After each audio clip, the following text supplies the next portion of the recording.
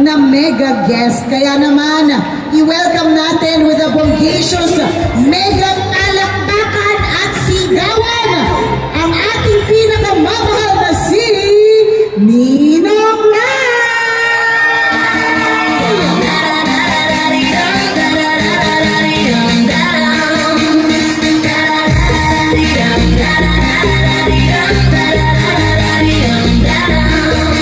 Let's go! This is how you do it. Ayan.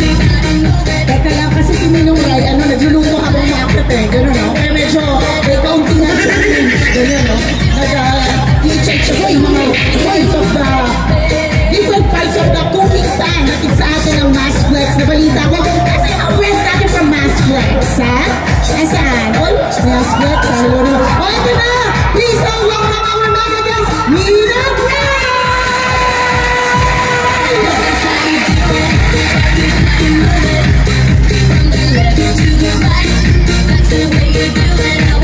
Ninong Rai, hello? Ang cute niya, no? Ang sarap ng iuwi. Ha? Inuwi? O pwede ka bang iuwi? May mga itanong na. Habang naayos. Ayan. Ready?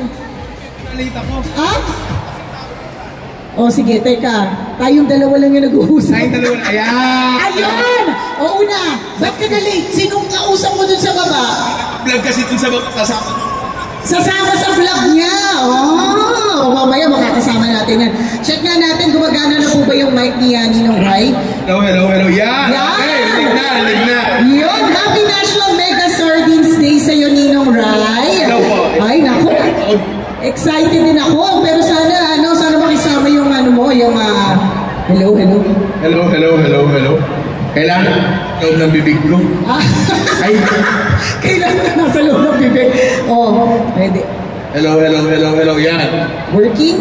Ay, nawawala-wala siya. Kalakas ako na rin po. Pwede din, kaya.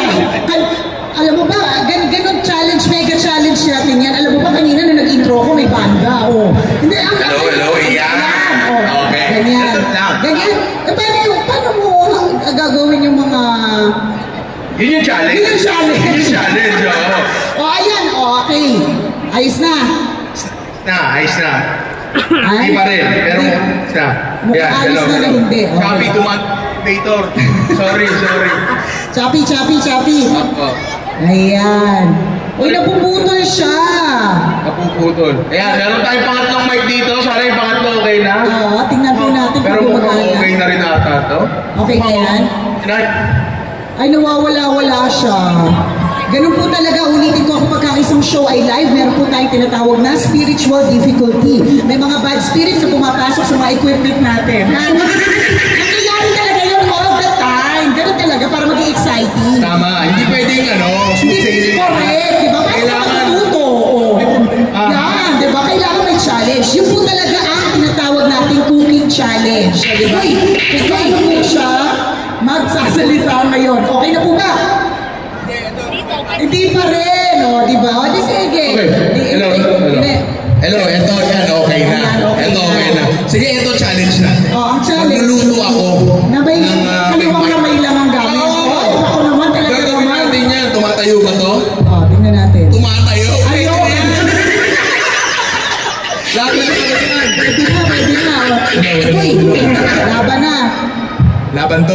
Sige. Masaya to, masaya to. Sige, so, meron tayong parte ng cooking challenge mo yan. Hindi ba sa'yo binigay na briefing yun? Ay, hindi. Ay, hindi. Naku. Kasama to? Oo, sabi ko sa kanila, i-prank natin siya. It's a prank! Pinahirapan. O, ito na. Ninong Rai. Okay, magluluto na. Gaano ka sarap pa?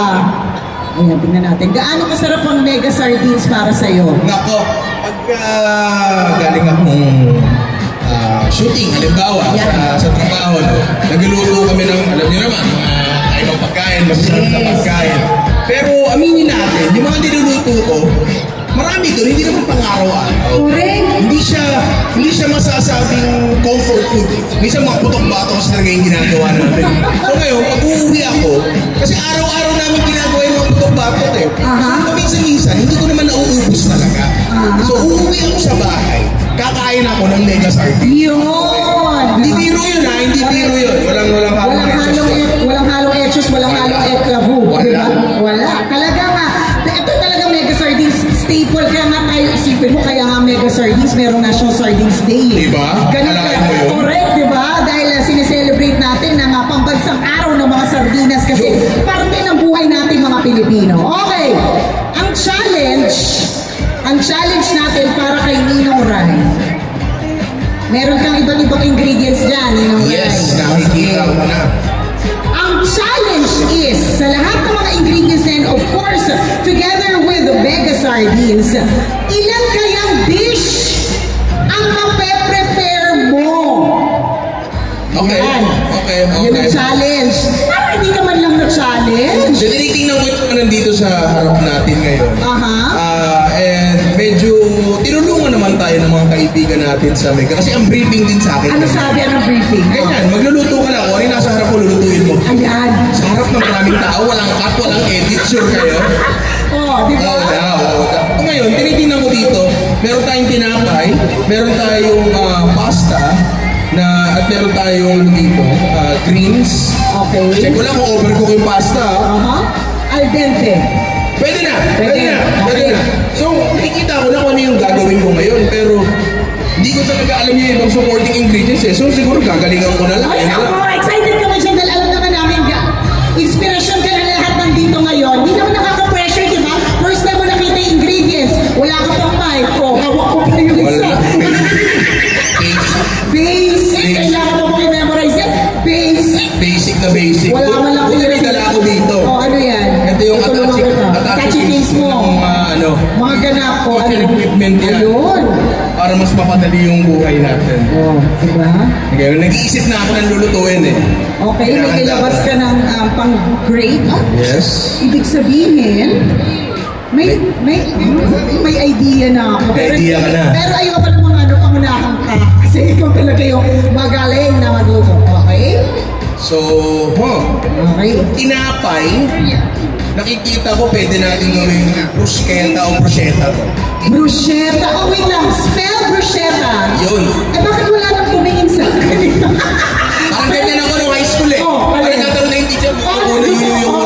At this point, Wala tao na. nakatingin na sa baba, di ba? Tama. Bruschetta. So, ibig sabihin, mega sardines, pero bruschetta version. Ibig sabihin, ang mega sardines, hindi lang gisa-gisa, pwedeng level up. Very versatile. Kahit anong naiisip nyo, pwede natin gawin. Eh kung papayagan nga lang tayo ng mga kaibigan natin mula sa Mega, pwede tayong gumawa sa vlog natin ng Sardines 10 Ways. Uy, 10 ways. Kaya yan.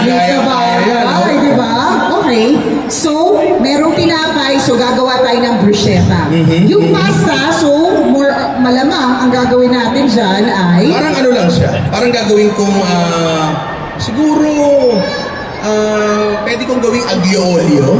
Pwede natin gawing aglio olio. Maraming bawang. Pwede naman yung bagay na yun. Pero kasi may nakikita rin akong cherry tomatoes eh. So, ibig sabihin...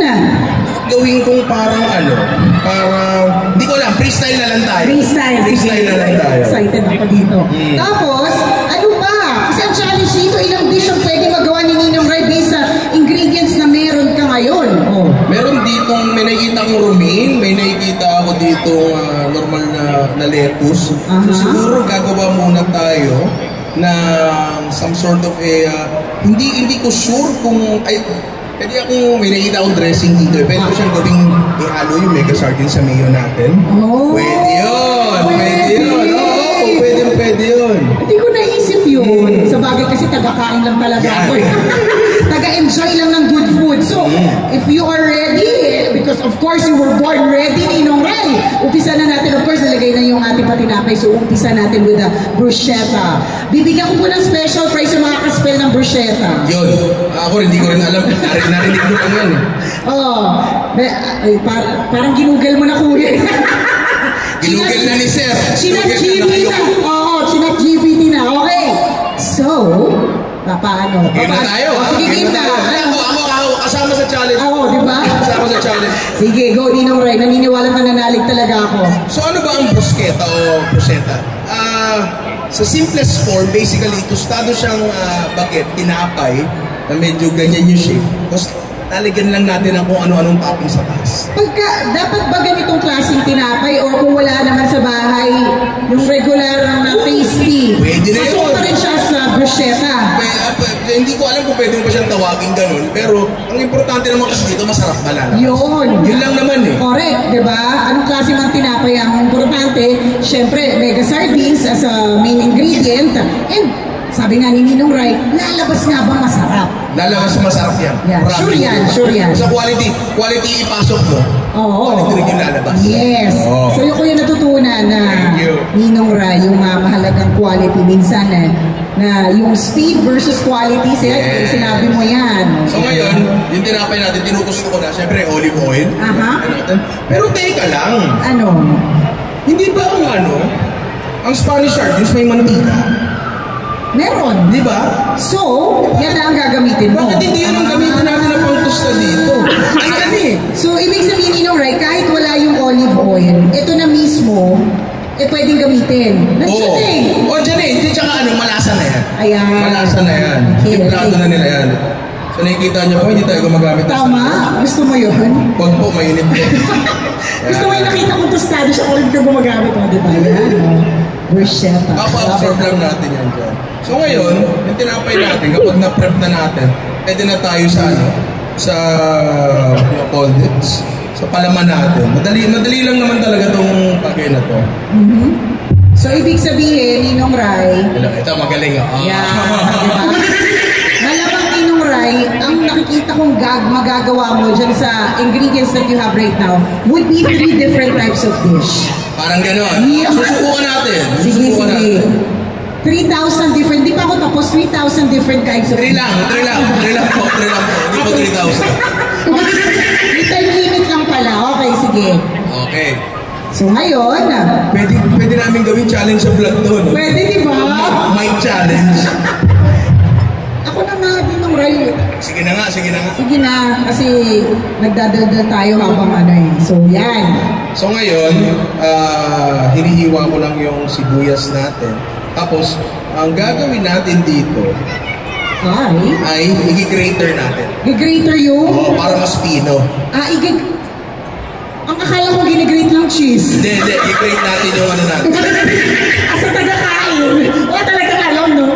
Okay. So, i-grate mo ay yung onions. Yes. Oo, para mas pino. Para mas pino, para mas pleasurable siyang kainin. Kanina, nagtanong ako ni Ninong Rai, ano yung mga usual na recipe nila using mega sardines. So may nagsabi ng omelette, may nagsabi din ng pasta, o ngayon madagdag nyo na po itong bruschetta sa listahan ng mga pwedeng magawa with mega sardines. Tama, ayan ang tira nyo. Mas siya? Ayaw nga, mas pino. Mas pino siya. Diba?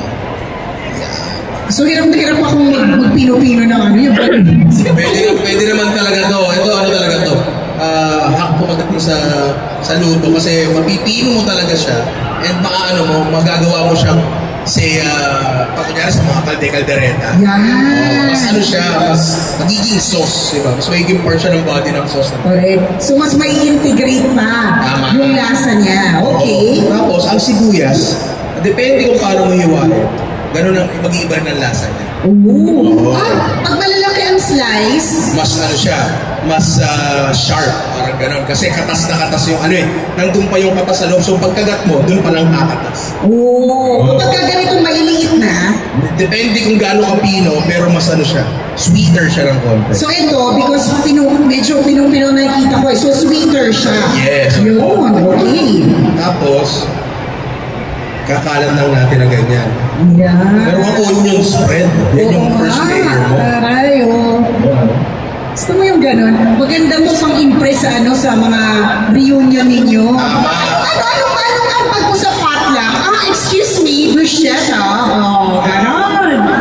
Spanish sardine bruschetta lang naman po. Yun, pasensya na po. Yun na po yung nakayanan. Ang bilis ko lang na magagawa ito. Ganon. Tapos, dahil hindi natin niluto ito, kailangan every layer ay may asin. Importante po yun. Yan. Okay, so aasinan po natin. Tapos, ano ba pwede ko ilagay? Gusto kong maglagay ng ng bawang. Kaso baka masyadong maging sharp. Yun yung iniisip ko. Hindi ko alam. Baka may bisita kayong aswang. Doon, maganda maglagay nun. Di ba? Pwede. Oo. Magkakaalaman talaga. So are we putting it or no? Garlic hindi na. Garlic hindi na. Bakit ako titikim Ninong Ray eh. Ibig sabihin, naramdaman mo bang may lahing ako? Dati yun, nagbago na ako. Inuwan mo na yung binhi? Correct. Nagbago na. Mukha ako ng lips dito, tapos siniwa ko na malilit. I-height ng konti. Ano natin? Ayan. Di ba? Konti pa. Lagyan pa natin. Kasi ang lettuce pwede naman talagang hiwain. Hindi lang natin hinihiwa kasi kinakain natin. Pero pwedeng pinuhi ganyan. Problema din. At ang ganda nung sinabi ni Ninong Ray, it adds height. So yung aesthetic purpose niya nandoon. Okay? Exactly. Kailangan kasi ang pagkain, bukod sa masarap, maganda rin. Correct. Alam mo, Ninong Ray, akala ko dati kinakain lang rekta. Hindi ko alam kasama pala ang plating sa eksena. Siyempre. Tayo kasi mga Pilipino, hindi tayo sinanay na may plating kasi isa nga, nilalagay na natin yung kaldero sa alam niya. Ano ang problema doon? Okay lang naman din, di ba? Pero kung kaya naman natin i-level up yung lutuin natin. For example, itong mega sardines. Ano bang gagamitin mo doon? Spanish, yes, Spanish. Tapos gusto nating malubricate lang ng konti yung natin, dahon natin. Parang ito na yung dressing niya. So lalagyan pa natin ng konting mantika ng ating Spanish sardines. Konti lang. Yan. Na straight from the can, you need not cook it. Hindi na. Yan na. Oo. Tapos konting kamatis, visual appeal lang. Yan. At tandaan nyo sa reunion ninyo, ngayong December, maraming ganyan. Excuse me po, mega Spanish sardines versus diba? Yung kahit yung tita mong judgmental, correct! Sasabihin, ay taray, nag-level up na talaga yung pamangkin ko. Ganon! Kahit wala pang asawa. Totoo! Yan ang goals! Yan! Makita natin. Yan! Magpa-impress sa tita mong judgmental pagdating sa pagluluto. Sorry po sa tita. Si tita mo ba ang naging inspirasyon mo kaya magaling ka magluto? Hindi naman po. Pero I'm sure yung tita ko may ganun din kayong tita. Oo, di ba? Meron ganun tita na porque alam niya magaling talaga siya magluto. Judge niya. Okay. So hindi mo na siya hati-hatiin as malaki. Pakita mo kasi ang ganda ng mega sardines natin, buong-buo. Correct. Di ba? Malaman. Sabi ito ni Sir Marvin malaman. Hindi mo hinahalo, hindi mo tinatago. Tayo kasi mga Pilipino, hindi tayo sanay sa mga buong ganyan. Gusto natin cohesive yung itsura. Cohesive? Taray ng cohesive. Nakakatalino. Nakakatalino, di ba? Pero kailangan kasi, kapag kumakain mga ganyan, itsura pa lang, gets mo na. Tama. Ano yung nandun, di ba? Kasi, mamahula. Sa bagay, alam mo may mga ganun kasing ibang pagkain Ninong Ray na, ano ba itong kinakain ko? Di ko sure kung ano to. Kaya nga tayo mga Pilipino, litong-lito sa ano ba pinagkain mo ng mechado, caldereta, sa fritada at sa menudo. Hindi natin alam yan kasi pare-pareha sa itsura. Lahat nasa red sauce, konting paminta lang. Yan, konti lang. Tapos, actually, halos tapos na to. Woo! Wala lang ng konti. May parmesan. Parmesan cheese. Ay, dito, di ba? Ang gusto ko dito sa ginawa nila setup, nakasara lahat kasi hindi nila para sa akin. Yes! Hindi kinuha sa pantry. Ibig sabihin, may budget. May budget. Bago lahat. Tignan mo. Visually, ang ganda niya. Meron pa may close-up camera pa tayo dito. Ayun naka-close up. Ayan. Nagkukwentuhan lang tayo sa vlog, no? Meron na tayo. Pero may ganun na. Ganyan! Simple. Walang kahirap-hirap. Alam mo, Ninong Ray, ang sabi sa script, ako daw titikim. Pero feeling ko, yung marunong mag-spell ng bruschetta, bigyan natin ng chance, no? Sige, tawagin mo. Ikaw titikim, ang swerte mo ha. Halika na. Sir, akit dito, sir. Nakita ko, ginugil mo Ginugil mo, nakita ko, ikaw yung nag-effort Nakita ko, sir, ginugil mo Ang challenge mo, umagat ka dito na hindi gagamit ng hagdan. Ayan. Sige, ipatiis natin sa kanya, di ba? Pero titiis ko din, Ninong Ray, ha? Anong pangalan mo, kuya? Raul. Si Raul. Si Ninong Ray. Si Raul. Pre. Si Raul.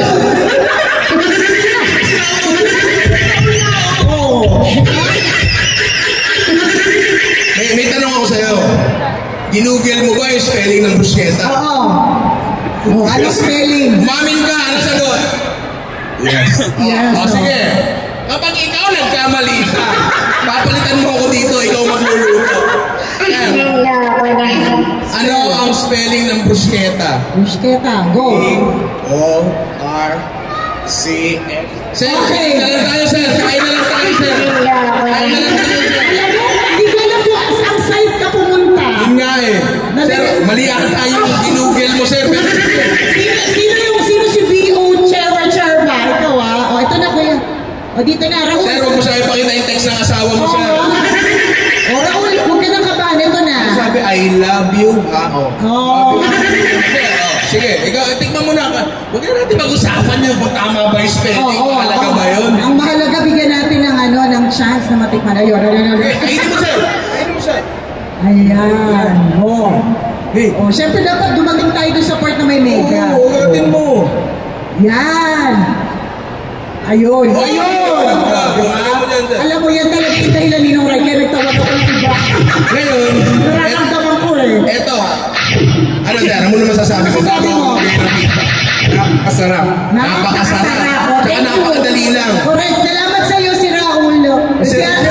Si Raul. Ano ba naman? Sorry ko. Raul, salamat. Sir, next time ayos-ayos natin yung pag-google. Thank you po. Salamat Thank you. po. Thank you, Raul. Oh, ayan. Sige. Thank Sir, you. iiwan yan dito, sir. Iiwan dito yan. Ah, Hindi, ako, titikim ako. Titikim ako. gusto ko rin tikman akin yung huli. Mamaya kakainin ko ha. Sige po.